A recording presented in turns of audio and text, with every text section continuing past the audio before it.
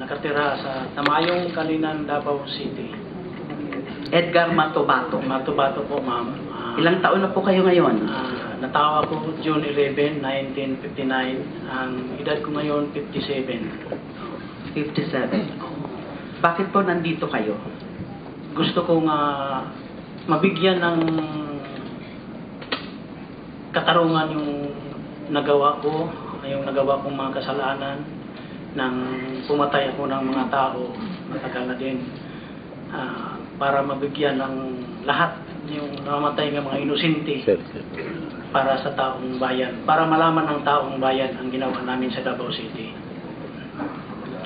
Noong 1982, pumasok ako ng kapwa ng Scout Ranger sa Kalinan. Sandali lang po. Magte-testify na po kayo. Magte-testigo na po kayo. Ikukwento nyo na po ang kaalaman nyo. At itatanong ko lang po na yung mga pwedeng sasabihin nyo ngayon ay pwedeng gamitin laban sa inyo.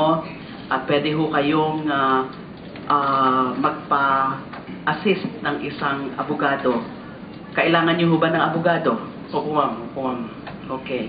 Can we ask yung, where is the lawyer from the CHR? And from, is Attorney Fernandez here?